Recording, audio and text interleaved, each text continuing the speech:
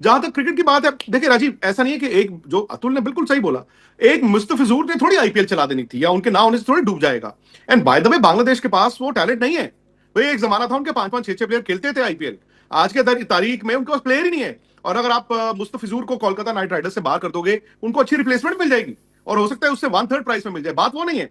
बात यह है कि वाकई क्रिकेट पे ही क्यों बर्डन, हर चीज में क्रिकेट ही क्यों आगे। क्रिकेट को कोई फर्क नहीं पड़ेगा। आज आप मत खेलो, आज आप उनसे बायलैटरल भी मत खेलो, आज आप मुस्तफिजुर को भी बाहर कर दो, but does the buck stop with cricket? That's it. आज क्रिकेट ने बात कर दी, आज हर तरफ वाह वाह वाह वाह हो गया। कल क्या क्या पीछे मुड़ के दूसरे समानांतर दूसरे खेलों में आप खेलते रहते हैं, दूसरे खेल खेल रहे हो, बस क्रिकेट में है। आप क्रिकेट से सवाल पूछते हो, क्या पीछे मुड़ के क्रिकेट आपसे सवाल पूछ सकता है? मैं ये जानना चाहता हूं। आखिरकार एक बार फिर से मोदी सरकार कट्टरपंथी हिंदुओं के सामने नतमस्तक हो गई। उनके सामने उसने सरेंडर कर दिया। कट्टरपंथी हिंदुओं ने बांग्लादेशी खिलाड़ी मुस्तफिजुर रहमान के आईपीएल खेलने पर हंगामा मचाकर ऐसा दबाव बनाया कि सरकार ने अपनी विदेश नीति ही पलट दी। उसने बीसीसीआई को निर्देश दिए और बीसीसीआई ने शाहरुख खान को। क्या इस तरह की जो क्रिकेट में हमें पॉलिटिक्स दिख रही है अब, तो ऐसे हम तो चाहते हैं कि हमारी लीग और जो है एक्सपैंड हो और देशों तक पहुंचे, कुछ देशों के नए खिलाड़ी, क्योंकि क्रिकेट मतलब बहुत सारे देश तो नहीं खेलते क्रिकेट, कम ही देश खेलते हैं। ऐसे में जो देशों का संबंध है उसका इंपैक्ट क्रिकेट पर पड़ने लगा, तो फिर कहां देखते हैं आप, कहां जाता हुआ दिख रहा है आपको? मैं तो बहुत हैरान हूं कि क्रिकेट को इतना बड़ा बना दिया आपने कि क्रिकेट से ही लगता है कि जब पाकिस्तान करने होते हैं तो पहले नहीं, तो मुझे नहीं देशवासियों को, आपको क्या, आप एक तरफ लोग मर रहे हैं और एक तरफ क्रिकेट ना खेले, क्या फर्क पड़ता है? क्रिकेट नहीं खेलेंगे तो उनका खिलाड़ी आप खिलाएं ना खिलाएं, कोई फर्क नहीं पड़ता। मुझे लगता है उससे 10 गुना ज्यादा चीजें हैं। अगर भारत सरकार करना है तो वो करेंगे। आपने एक प्लेयर को निकाल दिया, 3 दिन से आप लगे हैं, और आप उसके निकालने के बाद आप सब कुछ हो जाएगा और बाकी चीजें क्या होंगी? तो मुझे लग रहा है कि एक क्रिकेट के ऊपर ये बर्डन क्यों है कि वो एकदम टोकनिज्म दिखाए लोगों को कि भैया ये क्रिकेट अगर नहीं खेलेंगे, वर्ल्ड कप में नहीं आएंगे, T20 में कोई फर्क नहीं पड़ता है। पर वहां तक रिलेशन अभी तक हुई नहीं है। एक 15 दिन में आपको पता है, जब आईपीएल की ऑक्शन हुई थी आज से 18 दिन पहले, तब तक इतना बवाल नहीं था। अभी ये इतना एकदम से जो स्लाइड हुआ है, आप थोड़ा धैर्य रखें और सरकार जिस तरह से आप टोन एंड टेनर दिखाएगी उसी तरह से दुनिया चलेगी, उसी तरह हम करेंगे। ऐसा कौन है जो नेशनलिस्ट नहीं है? कौन चाहेगा? किसको क्या फायदा है बांग्लादेश को सपोर्ट करके? आपके कम से कम मेरे घर के आसपास 10,000 बांग्लादेशी रह रहे हैं। आपको 3-4 मिलियन बांग्लादेशी ऑफिशियली सेंसस के हिसाब से इंडिया में है। आप बातें कर रहे हैं, आप उनके जो 50 चीजें हैं जिससे आप उनको, अगर सरकार चाहे तो उनको आप रिटेलिएट कर सकते हैं। तो आपने क्रिकेटर निकाल के आपको लग रहा है कि आप बैंडेड लगा रहे हैं कैंसर पे और कुछ हो रहे हैं, क्या फायदा? क्या इलाज हो गया क्या? ये बड़ा सवाल है। लेकिन विक्रांत, क्या अब हम ये समझे कि आने वाले समय में जो है बांग्लादेशी क्रिकेट हमें शायद ही आईपीएल में देखने को मिले? और एक सवाल ये भी कि अब जब बांग्लादेशी क्रिकेटर लीग में नहीं आ रहे हैं, फिर हम तो ये भी चाह रहे हैं ना कि हम होस्ट करें, ओलंपिक होस्ट करने का हम जो है उसके लिए जो है बिड करने के लिए अपनी तैयारियां भी कर रहे हैं, तो वहां पर भी तो आएंगे मल्टीनेशनल, मतलब कई देशों के आएंगे, उन देशों के भी आएंगे जहां जो शायद नहीं। वो देखिए, आपके मुल्क की वो ऑलरेडी, हमारे हिंदुस्तान की वो पॉलिसी है ना, मल्टीनेशन टूर्नामेंट में हम obviously we can't back out के नहीं होस्ट करते। जहां तक क्रिकेट की बात है, देखिए राजीव, ऐसा नहीं है कि एक, जो अतुल ने बिल्कुल सही बोला, एक मुस्तफिजुर ने थोड़ी आईपीएल चला देनी थी या उनके ना होने से थोड़ी डूब जाएगा। And by the way, Bangladesh के पास वो टैलेंट नहीं है भाई। एक जमाना था उनके 5-5, 6-6 प्लेयर खेलते थे आईपीएल। आज के तारीख में उनके पास प्लेयर ही नहीं है। और अगर आप मुस्तफिजुर को कोलकाता नाइट राइडर्स से बाहर कर दोगे, उनको अच्छी रिप्लेसमेंट मिल जाएगी और हो सकता है उससे 1/3 प्राइस में मिल जाए। बात वो नहीं है। बात यह है कि वाकई क्रिकेट पे ही क्यों बर्डन, हर चीज में क्रिकेट ही क्यों आगे। क्रिकेट को कोई फर्क नहीं पड़ेगा। आज आप मत खेलो, आज आप उनसे बायलैटरल भी मत खेलो, आज आप मुस्तफिजुर को भी बाहर कर दो, but does the buck stop with cricket? That's it. आज क्रिकेट ने बात कर दी, आज हर तरफ वाह वाह वाह वाह हो गया। कल क्या क्या पीछे मुड़ के दूसरे समानांतर दूसरे खेलों में आप खेलते रहते हैं, दूसरे खेल खेल रहे हो, तो बस क्रिकेट में आप क्रिकेट से सवाल पूछते हो, क्या पीछे मुड़ के क्रिकेट आपसे सवाल पूछ सकता है? मैं ये जानना चाहता हूं। प्रेम शुक्ला जी, इस पर जवाब चाहूंगा आपसे। मैं समझ नहीं पाया इनका प्रश्न क्या है। जो सारा का सारा बर्डन जो है वो सिर्फ क्रिकेट पर, मतलब कुछ भी होता है तो भाई क्रिकेट बंद कर दो या क्रिकेट से जुड़े हुए जो खिलाड़ी वो बंद कर दो, लेकिन दूसरे खेल पर उसका कोई इंपैक्ट ज्यादा पड़ता दिखता नहीं है। नहीं, मुझे नहीं लगता कैसा होता है वैसा। एक पाकिस्तान के अलावा हमने क्रिकेट पर और किसी से जो है बंद कर दो की बात नहीं की है, इसलिए क्रिकेट ही सब जगह बंद कर दिया जाता नहीं होता है। ऑस्ट्रेलिया में भी नस्ली हिंसा होती है और कुछ मामले होते हैं, लेकिन वो चूंकि सरकार ऐसी नस्ली हिंसा को कहीं से जो है प्रश्रय नहीं दे रही है, तो आज तक मांग नहीं हुई कि ऑस्ट्रेलिया के साथ हम बंद कर दें या इंग्लैंड के साथ बंद कर दें, वेस्ट इंडीज के साथ बंद कर दें। क्रिकेट हर जगह मुद्दा नहीं है, सिर्फ पाकिस्तान के साथ हमारा मुद्दा बना, और उसका कारण ये भी रहा कि पाकिस्तान से हम जब क्रिकेट मैच खेलते हैं तो ऐसी स्थिति उत्पन्न होती है जैसे हम युद्ध के मैदान में हैं। हमारे क्रिकेटरों की भी स्थिति जो है पाकिस्तान के साथ, हम जब चाहे इंटरनेशनल क्रिकेट खेलें या बायलेटरल क्रिकेट खेलते रहे हों, जब भी हम क्रिकेट खेलते थे वो क्रिकेट की पिच की बजाय युद्ध का मैदान बन जाया करता था। ऐसी स्थिति में वहां जनभावनाएं उमड़ी और जनभावनाओं के अनुकूल फैसले हुए, इसके अलावा कहीं नहीं फैसले हुए। ये कहना कि क्रिकेट हर बार जो है निशाना बनता है, मुझे लगता है अतिशयोक्ति है। जन भावना और क्रिकेट से भी तो भावनाएं आशुतोष जुड़ी हुई हैं। हाँ, बात चाहे पाकिस्तान का हो चाहे बांग्लादेश को हो, हमारे ख्याल से अतुल वासन और विक्रांत मेरी बात को समझेंगे कि बहुत साल पहले की बात है, इंग्लैंड की टीम में बेसिल डी ओलिवेरा करके एक प्लेयर हुआ करता था जो कलर्ड था। साउथ अफ्रीका टीम जानी थी, साउथ अफ्रीका में अपार्थाइड रंगभेद की नीति को पालन करता था और इंग्लैंड ने कहा नहीं वो जाएगा और साउथ अफ्रीका ने टूर कैंसिल कर दिया। उसके बाद पूरी अंतर्राष्ट्रीय बिरादरी ने साउथ अफ्रीका के साथ क्रिकेट खेलना बंद कर दिया और 1971 से 1991 तक 20 साल वो क्रिकेट के रिलेशंस में पूरी दुनिया से बाहर थे। सिर्फ एक खिलाड़ी बेसिल डी ओलिवेरा की सिलेक्शन से। बिल्कुल ठीक कहा। कहना क्या चाह रहे हैं आप? मैं ये कहना चाह रहा हूं भारत सरकार को कम से कम ये कोशिश करनी चाहिए कि पाकिस्तान को आतंकवादी देश घोषित करके उसको अंतर्राष्ट्रीय बिरादरी से बाहर करवाए। पूरे क्रिकेट वर्ल्ड में कंसेंसस पैदा होना चाहिए कि हम आतंकवादी जो देश की जिस कंट्री की टेररिज्म उसकी ऑफिशियल फॉरेन पॉलिसी है उसको नहीं एक मिनट अतुल जी, लड़ाई बंद हो गई है। अतुल जी मैंने आपको बीच में नहीं टोका। मुनीर जाके डोनाल्ड ट्रंप की गोदी में बैठ गया है, आप उसको तो रोक नहीं पाए। अतुल जी प्लीज पाकिस्तान को करवा रहे हैं, आप समझिए। आप समझ नहीं रहे दुनिया का attitude. Hear me out what you are expecting. मैं कहता हूं कि जयशा मेरी बात सुनिए, आप सुनिए पर आप समझ रहे कि आप देखिए मैं ये कह रहा हूं कि भारत 4 ट्रिलियन की इकोनॉमी है, जैसा आईसीसी के प्रेसिडेंट हैं, तो ये प्रस्ताव क्यों नहीं आईसीसी में पास किया जाता कि पाकिस्तान और बांग्लादेश को अंतर्राष्ट्रीय क्रिकेट से बाहर करो और उस पर पूरी दुनिया में कंसेंसस लेके आओ। ये पहले हो चुका अपार्थाइड के मसले पे। नहीं लेकिन नहीं आशुतोष जी, वो अपार्थाइड जो था वो क्रिकेट के लिहाज से नहीं था, वो पूरी दुनिया आप देखिए उसके बाद जी। मैं आप हिंदुस्तान में ये करना कर लो, बड़ा हम ये कहें कि क्रिकेट में आप एक ही करके अतुल आपसे रिएक्शन विक्रांत कंप्लीट कीजिए। विक्रांत अतुल करिए कंप्लीट कीजिए। गलत इक्वेट कर रहे हैं। अपार्थाइड जो है ना, अपार्थाइड वो दूसरा मुद्दा है, पर आप ये बात कर रहे हैं इंडिया को, आपको गलत फहमी है इंडिया की पावर की। आपको तो लड़ाई हमारी बंद हुई है, उसके बाद आसिम मुनीर जो है वो ट्रंप की गोदी में जाके बैठ गया, आप उसको रोक नहीं पाए। तो आप ये कह रहे हैं कि आप बीसीसीआई के पास वो पावर नहीं है, आप ये कह रहे हैं आपके बीसीसीआई आईसीसी में उतना पावरफुल नहीं है, आप अतुल ये कह रहे हैं। अगर होगी भी तो आप दुनिया का नहीं पावरफुल है भी, पर आपको लगता है कि सपोर्ट करेंगे? क्योंकि अगर वो कह दें कि हमारे यहां भी मुस्लिम्स की लिंचिंग हुई है, क्रिश्चियंस की लिंचिंग हुई है, तो वही वाली बात है ना। तो मेरे को समझ नहीं आ रही, इतना बड़ा मुद्दा बना रहे हैं आप इस बात को, क्रिकेट को लेके। क्रिकेट का फर्क पड़ता ही नहीं है। आप देखिए, आपके अगेंस्ट भी लोग कर सकते हैं, तो आप अपना पहले देखिए, उसको बैलेंसली सोचिए कि इतनी आप उनको ऑस्ट्रेसाइज नहीं कर सकते किसी देश को। और अभी बांग्लादेश की सिचुएशन, 1 महीने में ऐसा क्या होगा कि आप पाकिस्तान और बांग्लादेश को एक सेंटेंस में कैसे इक्वेट कर सकते हैं? ये 2 अलग अलग पैमाने हैं। अभी तो उनके पाकिस्तान के साथ तो हमारा माउंट एवरेस्ट जैसा मुद्दा चल रहा है।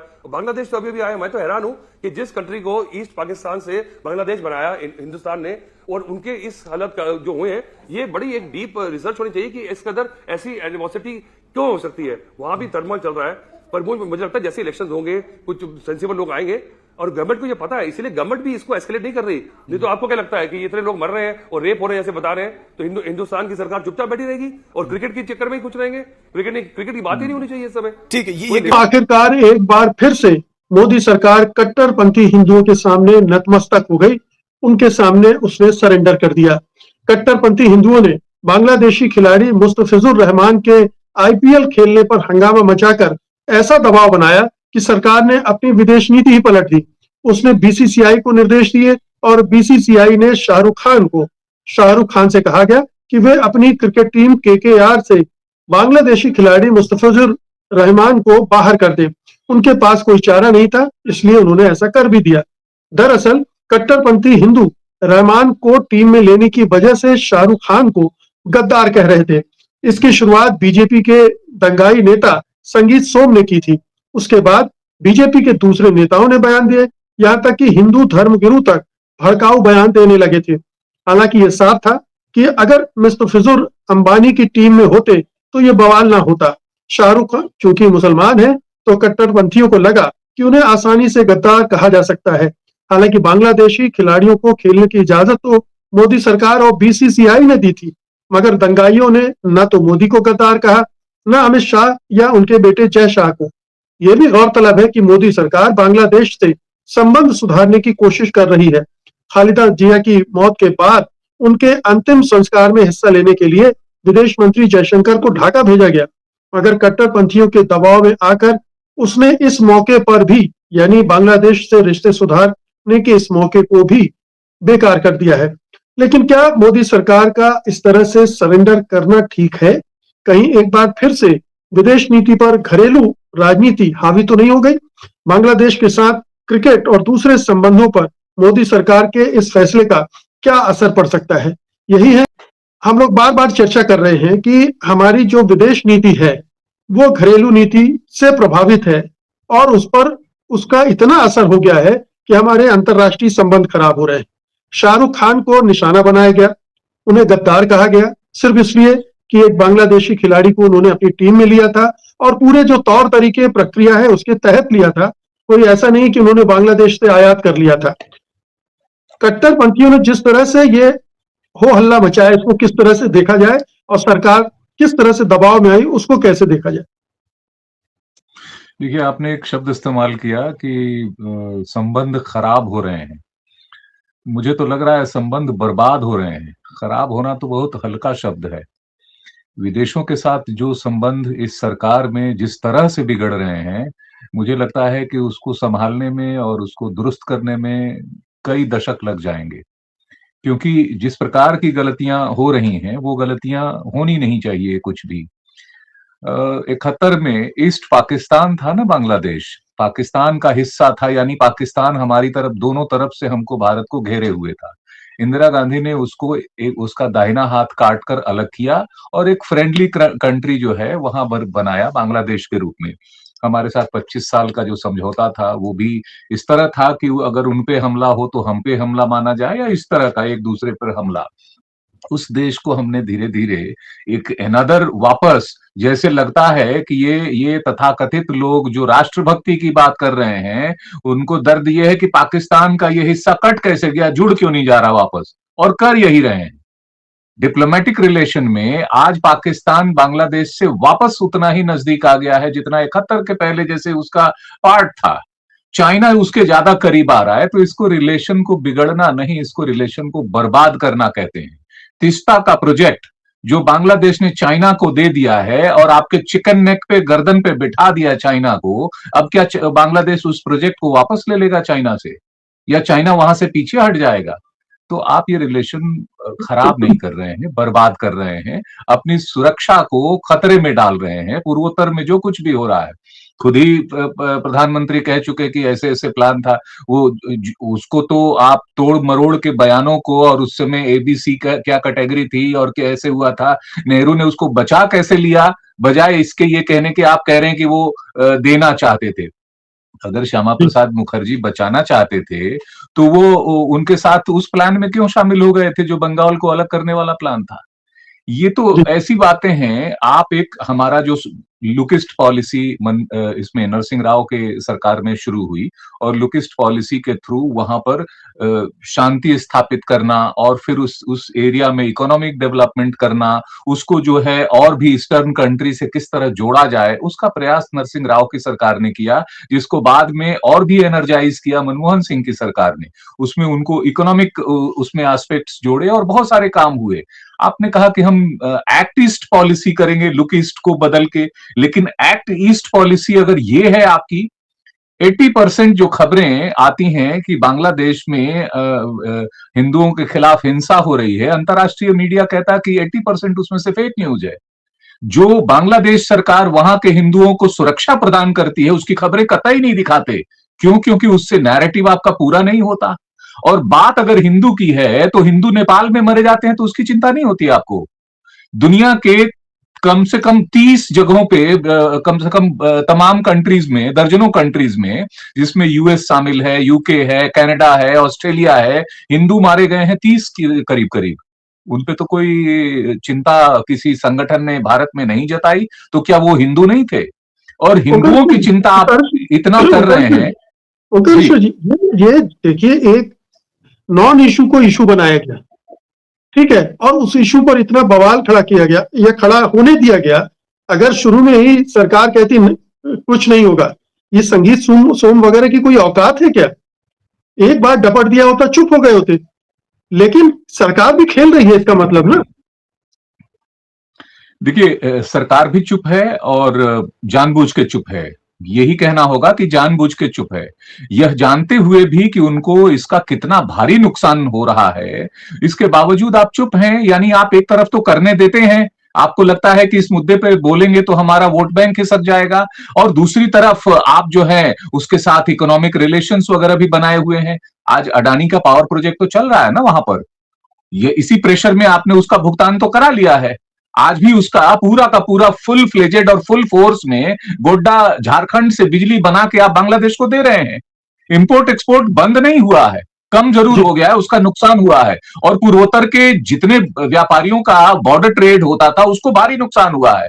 तो आप न तो इकोनॉमिक टर्म्स में देख रहे हैं, ना डिप्लोमेटिक टर्म्स में देख रहे हैं, हमारे सिक्योरिटी के स्ट्रेटेजिक टर्म्स में आप उसको देख पा रहे हैं कि इसका कितना नुकसान हो रहा है। और आपके दिमाग पे एक छाया हुआ, ये बात बांग्लादेश के मुस्लिम कंट्री होने का नहीं है।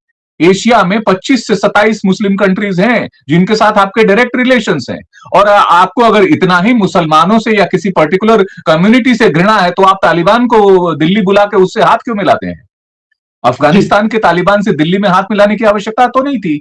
मालदीव तो 100% मुस्लिम कंट्रीज है, उसको आपने 400 करोड़ का वो लाइन ऑफ क्रेडिट कैसे दे दिया, जो कि 60-65 करोड़ का उसको सपोर्ट जाता था, ऐड जाता था। इतना मैसिव बढ़ावा कैसे? ये जो दोहरी वो है ना राजनीति है, या खुलासा करती है कि किस तरह से आपकी जो फॉरेन पॉलिसी है वो फैक्ट बेस्ड नहीं है, एविडेंस बेस्ड नहीं है। आप अपने लोगों को एजुकेट भी नहीं कर रहे हैं और आप अपने पांव पर कुल्हाड़ी मार रहे हैं। तो आपके पांव पे कुल्हाड़ी लगे तो लगे आपकी मूर्खता में, देश के पांव पे तो कुल्हाड़ी मत मारिए। कोई भी आके ऑन रिकॉर्ड इस पे कह दे कि हाँ ये जो हम कर रहे हैं वो भारत के हित के लिए है, इसमें भारत का हित कतई नहीं है। और ये लोग भयानक गलती कर रहे हैं, इसीलिए मैं कह रहा हूं खराब नहीं बर्बाद कर रहे हैं जी। जैसा कि दोस्तों आपने वीडियो में देख ही लिया विक्रांत गुप्ता का रद्द-ए-अमल, बाकी भारतीय मीडिया का विक्रांत गुप्ता का जो रद्द-ए-अमल है, जिसमें उन्होंने कहा है कि आखिरकार क्रिकेट कोई हर क्रिकेटर को क्यों कुर्बानी बनाया जाता है। अगर एक बात है, मुस्तफ़िज़ुर रहमान को उन्होंने पहले चुना है, फिर उसके बाद अब ऐसा बोल रहे हैं कि शाहरुख खान के ऊपर बात डाल दी कि इन्होंने ये गरदार हैं। विक्रांत गुप्ता ने सब कुछ बेनकाब कर दिया। दोस्तों आज के लिए इतने, मज़ीद अगर इस तरह की रिएक्शन वीडियो देखनी है तो हमारे चैनल क्रिकेट 4 को सब्सक्राइब कर लें। अगर वीडियो पसंद आई तो वीडियो को लाइक और दोस्तों के साथ शेयर ज़रूर कर लें। इंशाल्लाह मिलते हैं किसी और वीडियो में, तब तक के लिए अल्लाह निगहबान।